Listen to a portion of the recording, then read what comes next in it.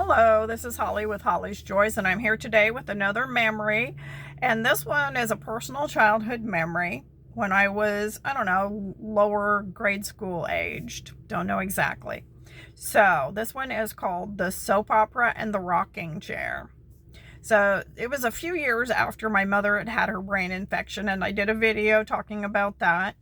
And I was with family and friends at a different person's house. It was just down the road from where we lived, and they had four kids. They had three girls that were my sister's age and my age. So we would get together and congregate at their house, and most afternoons we'd just sit there on the floor all cross-legged and just glued to the TV watching the soap opera drama called Dark Shadows. It was about vampires. I was completely obsessed with it. Occasionally, my mom would join us too, and we'd all sit there just focused on that screen. We didn't want to miss a second what was going on with old Barnabas Collins. So I remember we were sitting there, and one day the show had already started, and my mom come in. She had driven down the road and into the driveway, and the moment that she came in the house, she shattered that eerie spell that show had, and it was her voice. She was panicked, almost hysterical. Her words just spilled out in a torrent. They were loud and fast, and she just almost couldn't catch her breath. "Someone's in the house," she said, with her eyes were completely wild. We all froze. Suddenly, her story was more interesting than what was going on with Barnabas Collins and the Dark Shadows team. So we all we listened first, and she said the back door was open, and she's gesturing, to make us kind of see it with her hands. That big sliding glass door had slid open, and there were wet footprints on the carpet just inside.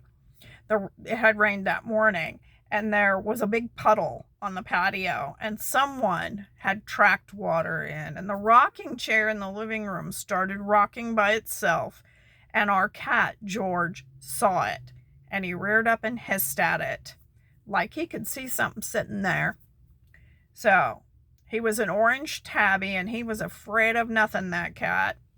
In one moment, her fear made it easy to believe that this happened, and something otherworldly was in the house.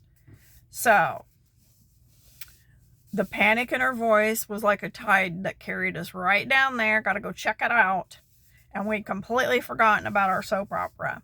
So together, we made our way back to the scene as she described it. Our hearts were racing fast.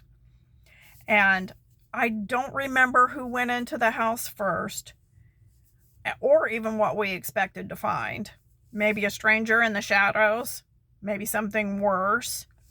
But what I do remember was the weight of the moment, the crossing between childhood distractions and the very real and palatable fear in my mom's voice.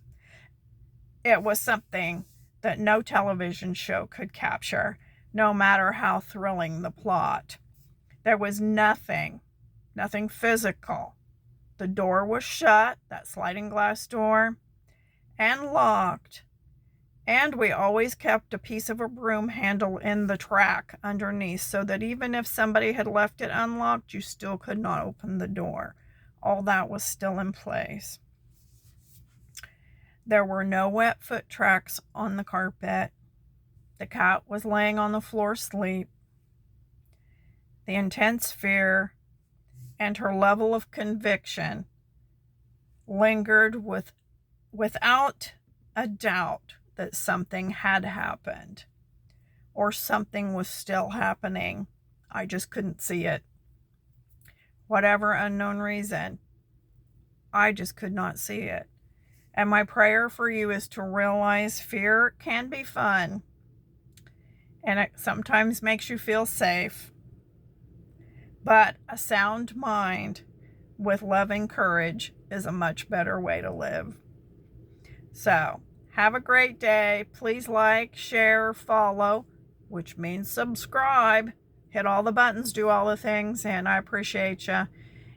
And leave a comment if you'd like. Maybe you've had some really weird events happen in your childhood. I'll talk to you later. Bye.